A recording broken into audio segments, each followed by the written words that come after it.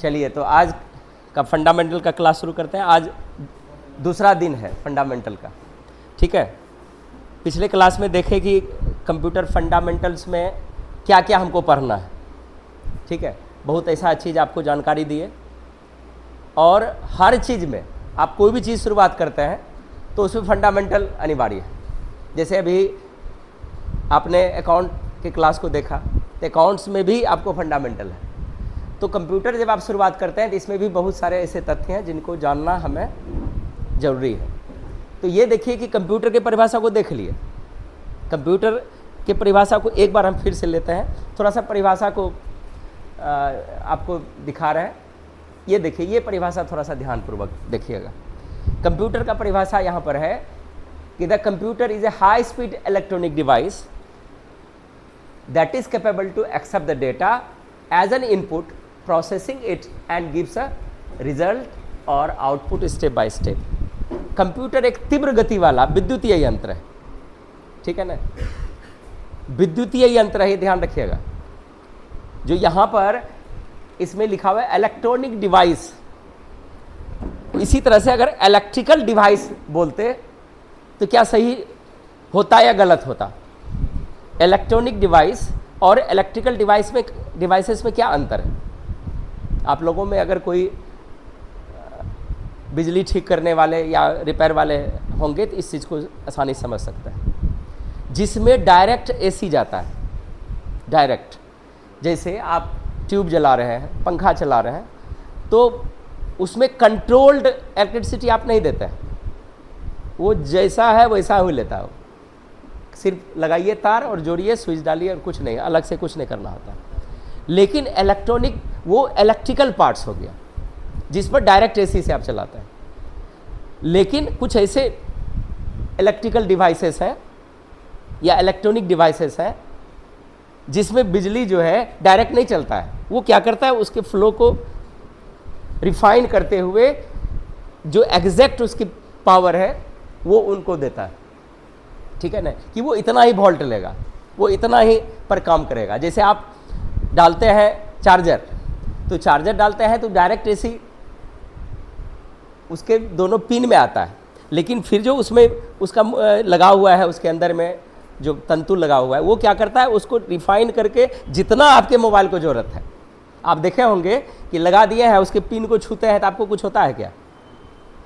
वो उतना झटका सहने की कैपेसिटी है। आप चाहेंगे तो अपने शरीर को झटका सहने वाला बना सकते हैं। उसको मोबाइल वाला छूइएगा कुछ नहीं होगा। लेकिन अगर वो खराब हो जाए, ठीक है, और वो डायरेक्ट एसी चलने लगे तब, लेकिन तब तक में वो आपका चार्जर ही ब्लास्ट कर जाएगा। वो डायरेक्ट एसी जैसे उसको मिलेगा वो फट जाएगा, ठीक है ना। लेकिन बाय चांस अगर ऐसा हो गया तब आपको फुल करंट मारेगा। तो जो डायरेक्ट एसी से चलता है वो आपका इलेक्ट्रिकल डिवाइसेस में आता है, और जो रिफाइन करके चलता है, ठीक है ना, जिसमें डीसी करंट आती है, जिसको अलग अलग जगह पर अलग अलग उसको वो ज़रूरत पड़ती है, उसके वोल्ट को, वाट को। आप देखे होंगे सब में लिखा रहता है कि इतना पॉइंट वोल्ट, इतना पॉइंट वाट, ठीक है ना।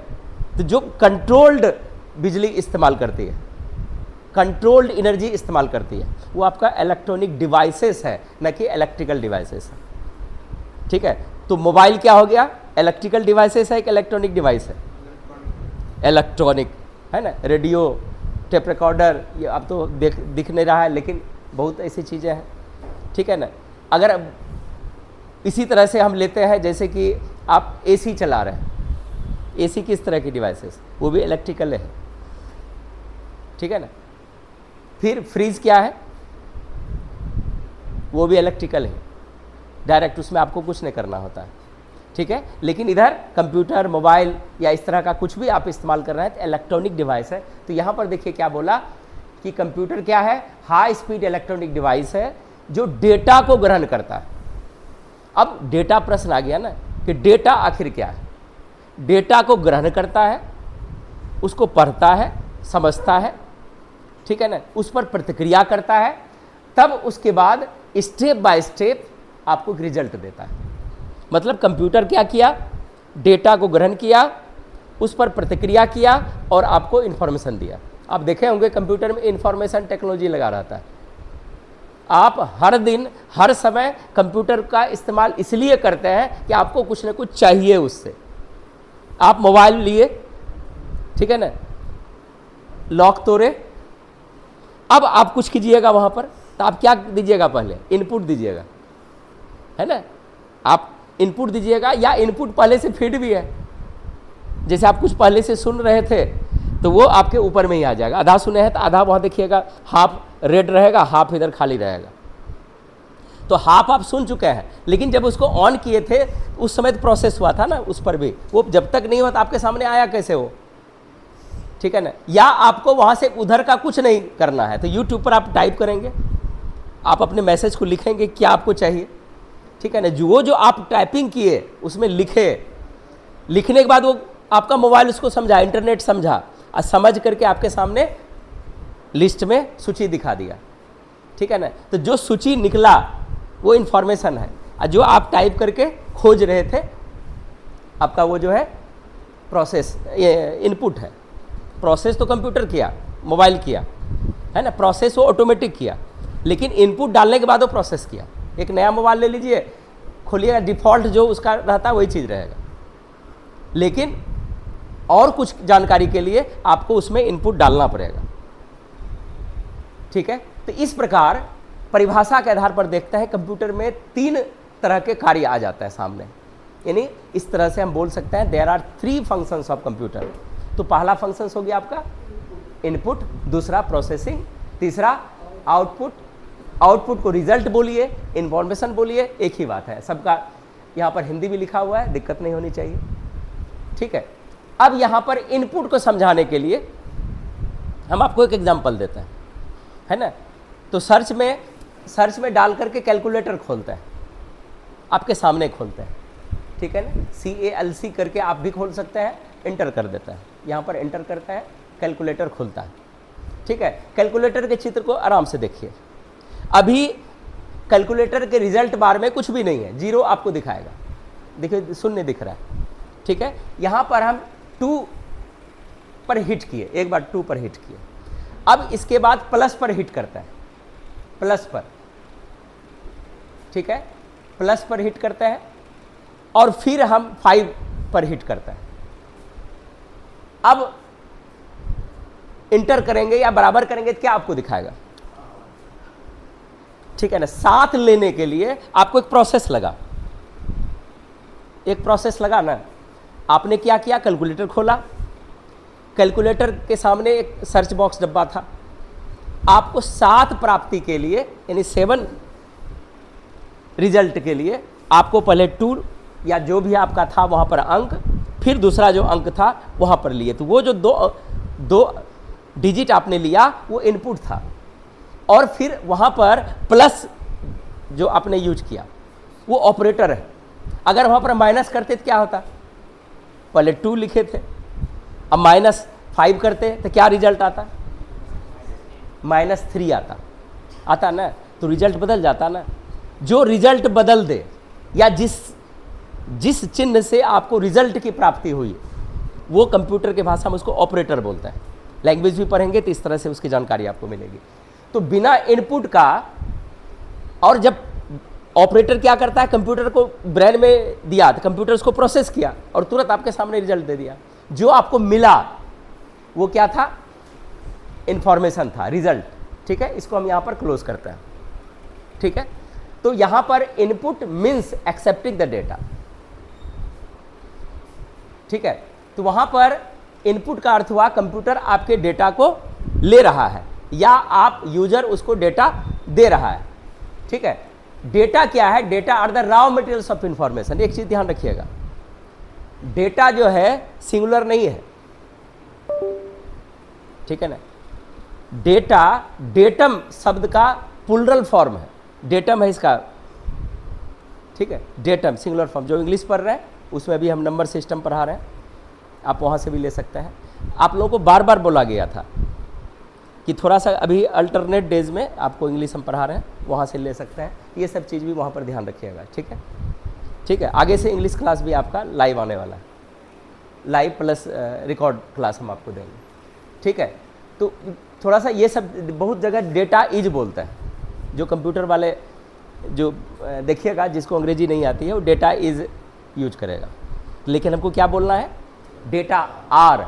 जैसे पैन इज सही है, लेकिन पैन्स इज बोलेंगे तो गलत हो जाएगा कि नहीं। तो उसी तरह से data are raw materials of information. Raw materials को कैसे समझेंगे, रॉ मटेरियल्स मतलब कच्ची सामग्री है ना। इसको समझने के लिए, कच्ची सामग्री को समझने के लिए मान के चलिए कि आप चाय का दुकान खोल रहे हैं। तो चाय दुकान में जब आदमी आपके यहाँ ग्राहक आ जाएगा बेंच पर बैठा, तो आप अब क्या क्या करते हैं, आप प्रोसेस चालू करते हैं, है ना। आप अपने स्टोव में ऑन करते हैं या गैस चूल्हा जलाते हैं, ठीक है। उस पर एक सस्पेन डालते हैं, पानी गर्म करते हैं, उसके बाद उसमें चाय पत्ती, चीनी, जो भी आपका चाय से रिलेटेड मटेरियल्स है उसको डालते हैं। तो चाय से रिलेटेड मटेरियल्स है ना, तब कुछ देर के बाद जब खोल जाएगा तो उसको छांक करके गिलास में, है ना, जो आप दिए, तो जो जिससे बना चाय उस संपूर्ण सामग्री रॉ मटेरियल्स था, ठीक है ना। संपूर्ण सामग्री, चाय पत्ती रॉ मटेरियल्स था, दूध रॉ मटेरियल्स था, चीनी रॉ मटेरियल्स था, वाटर रॉ मटेरियल्स था, ठीक है ना। लेकिन उसका एक निचोड़ जब आया, है ना, उसका जो निचोड़ आया चाय, वो इंफॉर्मेशन होगा। देख लीजिए यहाँ से आगे, इंफॉर्मेशन मतलब रिजल्ट जो मिला, क्या बोला जाता है, information means the result what you want after the data processing. जो डेटा प्रोसेसिंग के बाद आप जो रिजल्ट चाह रहे हैं वही रिजल्ट आपका इंफॉर्मेशन। इसको अपनी भाषा में और बोल सकता है एनालाइज्ड डेटा, फाइनल जो मिला, ठीक है ना, फाइनल जो मिला, ठीक है। प्रोसेसिंग क्या है, processing means analysing the input data, मतलब जो डेटा कंप्यूटर को हम देते हैं वो उसको एनालाइज करता है, उसको पढ़ता है, उस पर रिएक्ट करता है। वो जो प्रतिक्रिया है ना, वो प्रतिक्रिया करने की जो प्रोसेस है वही प्रोसेसिंग कहलाती है। आउटपुट क्या है, जो रिजल्ट हमको मिला, the result what we get after data processing is output or information of the computer.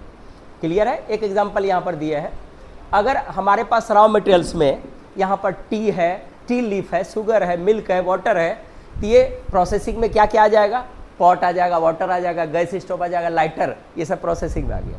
और क्या तैयार हुआ, मिलेगा क्या, इतना होने के बाद आपको यहाँ पर चाय मिलेगा। तो ये इधर वाला रॉ मटेरियल्स क्या हो जाएगा, डेटा, और जो उधर जिससे प्रोसेस होगा उतना सामान हो जाएगा प्रोसेसिंग। अब जैसे यहाँ पर बोलेंगे इंडिया लिखो, कीबोर्ड से इंडिया लिखो, तो आप वहाँ पर INDIA को टाइप करेंगे, तब इंडिया आपको डिस्प्ले दिखेगा। तो वो सारा लेटर जो है रॉ मटेरियल्स है, और कंप्यूटर में जो टाइपिंग हो रहा है वो प्रोसेस हो रहा है, और वो जाकर के जो लिखा है फाइनल आया वो आपका इंफॉर्मेशन रिजल्ट है। आगे इसको अच्छा से समझते हैं, ये बहुत महत्वपूर्ण है। यहाँ पर अब दिया है कि फीचर्स ऑफ कंप्यूटर, फीचर्स, अभी तुरंत फीचर्स को समझे। कंप्यूटर की हमको क्यों जरूरत है, क्यों हम सीखें, है ना, कंप्यूटर क्यों जरूरत है। चलिए कंप्यूटर को हटा देते हैं। आप मेरे पास काम करने आए, आप मेरे यहाँ क्लर्क है मान के चलिए, ठीक है। आप सारा लेखा जोखा मेरे बिजनेस का आपको हम दे दिए, आज से आपका करना है, जितना एडमिशन होगा सारा चीज़ आपको यहाँ से आपको ही लेना है, हम कुछ नहीं करेंगे उसमें। आप अपने टाइम से आए, रजिस्टर पर पहले बोल देंगे जो 2 साल का हम एडमिशन लिए हैं सारे को एक रजिस्टर पर एक जगह कर देना कि पिछले साल हमको कितना एडमिशन हुआ। चूँकि मालिक और जो उनके यहाँ असिस्टेंट को रहता है उसमें कभी नहीं बनती है, वो कभी नहीं चाहेगा कि आप बैठ के रहिए, जबकि पीछे का ज़रूरत नहीं है, लेकिन बोलेगा पीछे का जनवरी से या अप्रैल से जो एडमिशन गिरा है सारे का हम रजिस्टर निकाल देते हैं, सारे को एक जगह एक रजिस्टर पर कॉलम वाइज करके सारणीबद्ध करके सबका नाम चढ़ाओ, ठीक है।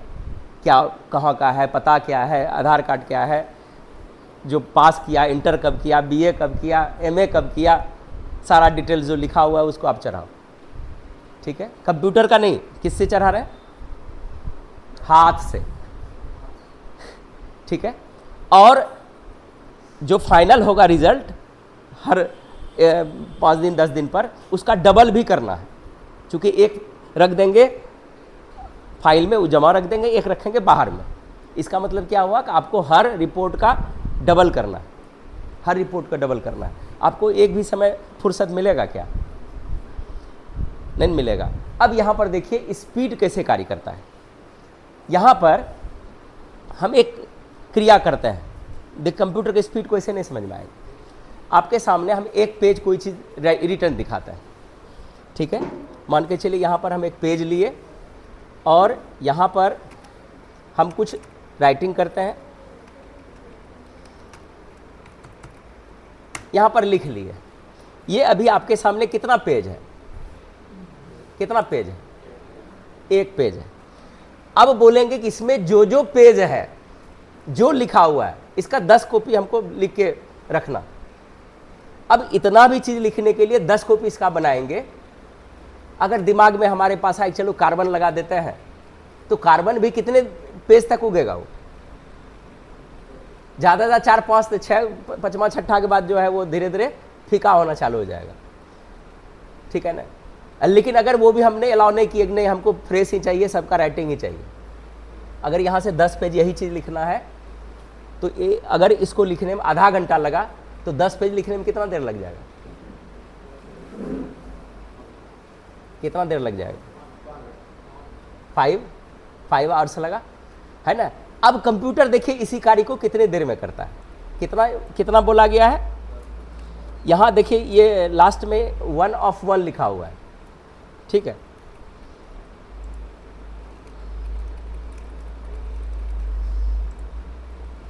ये देखिए वही चीज लिखा हुआ है।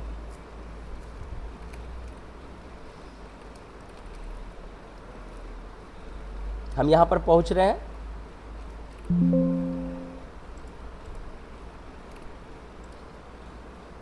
ये देखिए 9 of 10 ये दिखा दिया। अब हमको हम लोग यहाँ पर 10 of 10 दिख रहा है क्या? 5 घंटे के कार्य को इसमें कुछ सेकंड लगा होगा, कुछ सेकंड। कितने आप इसको लिखने के लिए 5 घंटा लगाते, अगर आप मैनुअल इसको लिखते तो 5 घंटे में लिखते। और यहाँ पर सेम चीज़ है, हमको कुछ नहीं करना है।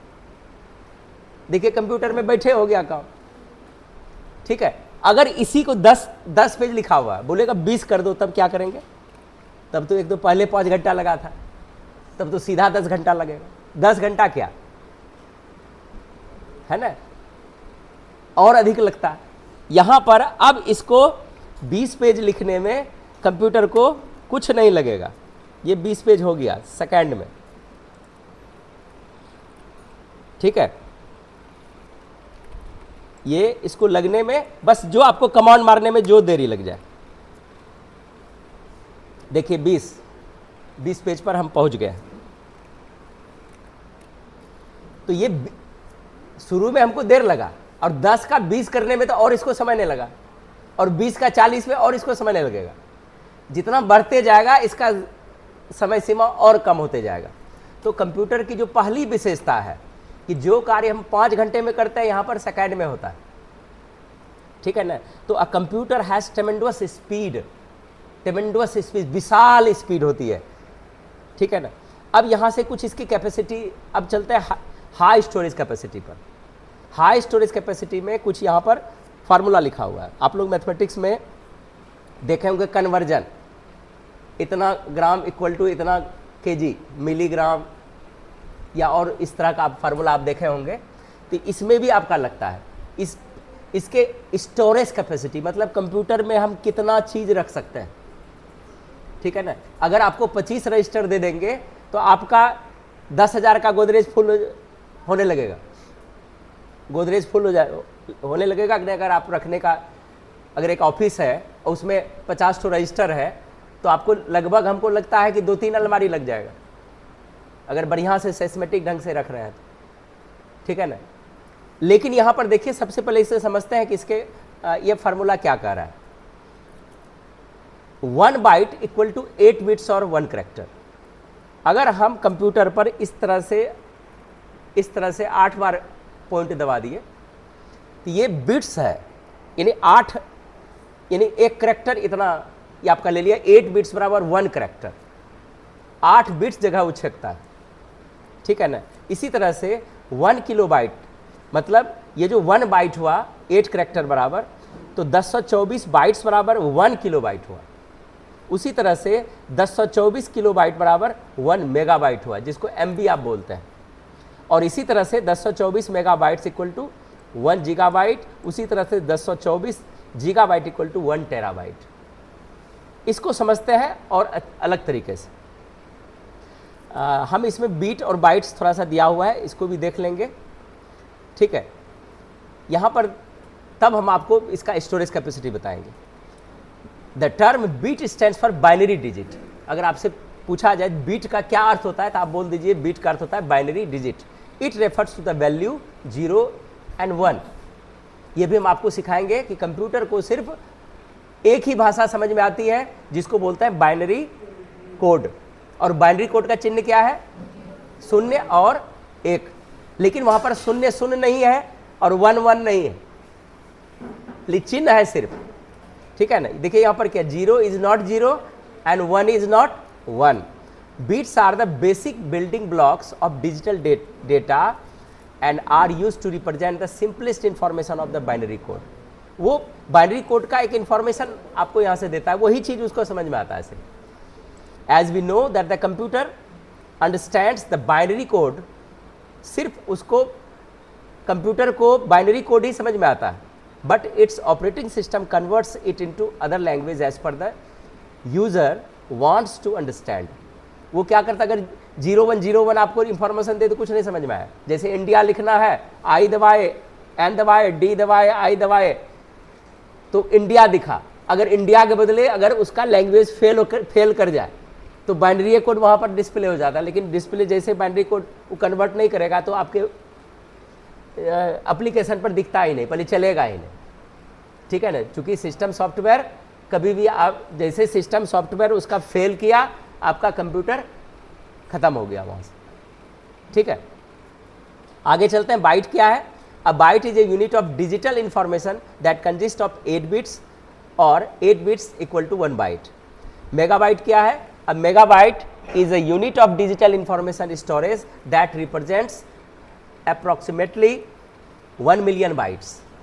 ये उसका डिटेल्स है, आप लोग जनरल नॉलेज व्यू से इसको राइटिंग कर लेंगे यहाँ से। However, in computing it often refers to a slightly larger amount। फिर यहाँ पर उसी चीज़ को लिखाया गया है कि 1024 MB बराबर कितना गीगाबाइट होगा? 1 गीगाबाइट होगा। इसी तरह से GB का फुल फॉर्म होता है gigabyte, which is a unit of digital information storage। 1 GB equal to 1 billion bytes, और यहाँ पर जितना दिया हुआ उतना बाइट्स, ठीक है। टेराबाइट में उसी तरह से दिया हुआ है। A terabyte is unit of information storage which is equal to 1 trillion bytes, यानी 1024 GB इक्वल टू 1 टेराबाइट। अब ये सब चीज़ हम यहाँ क्यों रखें? यहाँ पर एक डिक्शनरी का फोटो आपको दिखा रहे है ना। एक डिक्शनरी में जो है ये इसमें लगभग 1700 कुछ पेज है, 1760 पेज ऐसे कुछ करके है, ये अप्रॉक्स ये रखा गया है एक डिक्शनरी में, ठीक है ना। अब यहाँ से इसको कल्पना करते हैं, यहाँ पर एक इसी साइज में एक ईंट का टुकड़ा लीजिए, ईंट का टुकड़ा, ठीक है ना। हम यहाँ रखने का कुछ कंडीशन है, लगभग दोनों का साइज एक ही जैसा होगा, या कहीं मोटाई चौड़ाई में डिक्शनरी ही मोटा अधिक हो जाएगा ईंट के बनिस्बत, लेकिन वजन ईंट का अधिक होगा वजन के मामले में, या हो सकता है कि वजन भी दोनों का सेम हो, ठीक है। अब आपको बोलते हैं कि डिक्शनरी में जितने भी शब्द हैं आप उसको टाइप कीजिए एक बगल से, ठीक है ना। तो पूरा अगर हम डिक्शनरी का सारे शब्द को एक नॉर्मल फॉन्ट में, जो आपका कैपेसिटी कंप्यूटर में जो डिफ़ॉल्ट फॉन्ट है, अगर उसमें हम टाइप करेंगे तो ये देखिए, हम फिर चलते हैं, ये यहाँ पर मेमोरी, पहले मेमोरी जब कंप्यूटर हम लोग चलाते थे ये अपना रखते थे और इसमें सेव करके लाते थे सब कुछ, ठीक है ना। ये फ्लॉपी ड्राइव है और इसकी साइज जो है 3.5 इंचेज है। ये परीक्षा में कभी कभी ऑब्जेक्टिव क्वेश्चन में पूछता है कि फ्लॉपी क्या है। तो फ्लॉपी एक तरह का स्टोरेज डिवाइस है और उसकी साइज कितनी थी 3. चलिए यहाँ पर हम एक चीज़ दिखा रहे हैं, ये जो साइज दिखाए फ्लॉपी का जो ये साइज है लेंथ वाले आधार पर। कैपेसिटी इसकी कितनी थी 1.44 MB, मतलब 1.5 MB के आसपास या उससे कम ही हुआ, नहीं हुआ, ठीक है ना। MB में अगर हम ये फ्लॉपी ड्राइव को लगाते और एक नॉर्मल फॉन्ट में टाइप करते और सारे वर्ड्स को टाइप कर देते जितना इसमें है, तो इतना में ही मेरा सारा शब्द आ जाता। तो ये समझ सकते हैं कि ये देखिए एक छोटा सा बिस्किट के आकृति का। अब तो बिस्किट आकृति छोड़ दीजिए, अब देखिए आपके सामने क्या रखा हुआ है। अगर ये चिप आपका मोबाइल से खुल करके इधर उधर हो जाए तो आपको खोजने में जो है ना परेशानी भी हो सकती है। और इसका साइज 1 MB। अब MB तो शायद आपको ठीक से समझ में भी नहीं आता होगा, लेकिन GB अब समझ में आता होगा। आपके मोबाइल में अभी लगभग 4 से 8 GB रैम है सिर्फ, लगभग। जो अगर आप 15,000 से ऊपर का मोबाइल यूज कर रहे हैं तो हमको लग रहा है कि 4 GB से अधिक ही होगा कि नहीं, या 4 GB तो कम से कम होगा ही। तो GB कहाँ है और MB कहाँ है, ठीक है ना। एक कल्पना करते हैं, अगर हम इसमें तो GB है कि इस तरह का, अगर हम यहाँ पर देखते हैं कि 1024 MB एक जगह लेते हैं तो 1 MB में तो 1.5 MB के आसपास आ ही रहा है, 1.5 MB के अंदर में ही ये टाइपिंग हो जाती है। तो 1024 में 1 GB होता है, तो 1 GB में अगर इसको टाइपिंग करना चालू करेंगे तो कितना डिक्शनरी लिख सकते हैं इसके आधार पर, लगभग 1000, ठीक है ना। और इसी आकृति का अगर हम एक ब्रिक्स लेते हैं, है ना, एक कल्पना में हम यहाँ पर एक ब्रिक्स हम टाइप करते हैं आपके सामने, ब्रिक्स का फोटो लाए। देखिए ये जो ईंट आपके सामने है, अगर इसको 1000 हम कहीं रखते हैं, कहाँ रखते हैं, ट्रैक्टर पर, तो लगभग एक ट्रैक्टर में कितना लगता है, एक ट्रैक्टर में कितना लोड करवाता है, 1000 करवाता है। तो हम लोग अगर 1 GB का अगर आपके पास मेमोरी है 1 GB का, तो 1000 डिक्शनरी को टाइप करके रखे हुए हैं। यहाँ पर कितना है, 8 GB मेमोरी है, खाली नॉर्मल मेमोरी नहीं, रैम है। तो सोच लीजिए उसको कम से कम 8000, और 8000 ट्रैक्टर को ईंट से भरा हुआ अगर खड़ा कर दिया रोड पर तो कितना किलोमीटर उछेक लेगा जगह। ऐसे स्टोरेज नहीं बहुत आदमी को समझ में आएगा, अब समझ में आ जाएगा। अगर रास्ते में आते हैं कि 10 ट्रैक्टर खड़ा हो तो आपको परेशानी हो जाएगा कि जाम लग गया। 8000 ट्रैक्टर और किसी का मेमोरी 16 GB है, तब 16000, ठीक है। तो वो तो रैम की बात बोलते हैं। अब चलते हैं उनके मैन कंपोनेंट जो स्टोरेज है, जिसमें आप मेमोरी, गाना, फिल्म या रिकॉर्ड करके रखते हैं, उसकी कैपेसिटी कितनी है 128 GB। मतलब अब सोचिए 128 GB में चला गया, अब क्या हाल होगा। और जिसका यहाँ 2 TB है, हमारे इस सिस्टम की कैपेसिटी 2 TB है, ठीक है ना। तो कितना, अगर उस ट्रैक्टर को 8000 वाला गुना करते हैं तो पूरे स्टेट में ट्रैक्टर को जमा कर दिया जाए तो उतना आप आज CPU में लोड लेकर चलते हैं। ये जो यहाँ पर बताया कि storage capacity, high storage capacity, इसी को बोला जाता है कि कंप्यूटर में आज आपकी अलमारी 10 रजिस्टर भर जाए तो आप बाहर किताब रखने लगता है, तुरंत फिर आपको नया अलमारी लेना पड़ जाएगा, एक फुल होगा। यहाँ पर कोई फर्क नहीं पड़ता है कंप्यूटर को। ये है हाई स्टोरेज कैपेसिटी पहला, यहाँ तक हम लोग समझ गए। अब आती है डिलीजेंस। हो सकता है कि आप आधा घंटा 1 घंटा रहे, नींद आने लगे, अब पढ़ने का मूड नहीं करेगा, बहुत देर हो गया, अब छुट्टी दे दीजिए, छोड़ दीजिए। तो ये देखिए क्या लिखा हुआ डिलीजेंस। कंप्यूटर कभी नहीं बोलेगा कि हमको अब छोड़ दीजिए या बंद कर दीजिए, आपका मन। Computer can work continuously without any rest. Computer बिना आराम किए कभी भी नहीं रुकेगा, चलते रहेगा। अब चलते, ये समझ में आ गया, कंप्यूटर थकेगा नहीं, लेकिन नीचे जो है और ये आपके घमंड को तोड़ देगा। एक एकदम पीएचडी किया हुआ व्यक्ति को लाइए, है ना, मान के चलिए इतिहास से वो पीएचडी किया हुआ है, और उसको दे दीजिए पढ़ाने के लिए। लेकिन इतिहास को बोलिए सर आज टेंस सिखा दीजिए, उसी इतिहास वाले को बोलिए कि टेंस सिखा दीजिए, क्या करेगा वो? बोला अरे हम तो इतिहास के प्रोफेसर हैं, टेंस कहाँ सिखाए? अगर वो थोड़ा बहुत सीखा होगा, कभी पढ़ा होगा, तो थोड़ा बहुत पढ़ा सकता है, प्रोफेशनल नहीं। फिर बोल दिए मैथ पढ़ाने के लिए, नहीं पढ़ाएगा। लेकिन कंप्यूटर को बोलिए अब राइटिंग बहुत होगी, आप एक्सेल निकालो, उसमें कैलकुलेशन करता है, कभी नहीं बोलेगा कि हमको एक्सेल नहीं आया, आप वर्क छोड़ दीजिए। अब अकाउंटिंग में, टैली में आइए, वो कभी नहीं बोलेगा। मतलब बहुमुखी या सर्वगुण संपन्न कंप्यूटर है। क्या ऐसा गुण नहीं है जो इसमें नहीं है? यानी एक तरह का जो हम पहले ईश्वर के अवतार मानते थे जिसमें सर्वगुण संपन्न होता, तो वैसे आज कंप्यूटर आपका वर्सटाइल बोलते हैं। इसके अंदर में सभी तरह की प्रतिभा है, वर्सटाइलिटी इसके अंदर में। Computer has a versatile quality to do everything, हर तरह के कार्य को करने की क्षमता है। और कंप्यूटर में शुद्धता देखिए कितनी है, 100%। A computer always gives 100% accurate result unless and until the user commit mistakes. जब तक यूजर गलती नहीं करेगा तब तक कंप्यूटर आपको 100% रिजल्ट देगा। तो हमको उम्मीद है कि आज का फंडामेंटल आपको समझ में आ गया होगा।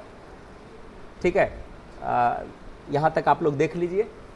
ठीक है, इसको नोट बना लीजिएगा और इसको चैनल को सब्सक्राइब भी कर लीजिएगा, ताकि आपको नोटिफिकेशन हम डालें तो आपको मिल जाए तुरंत। ठीक है, चलिए धन्यवाद आज के लिए।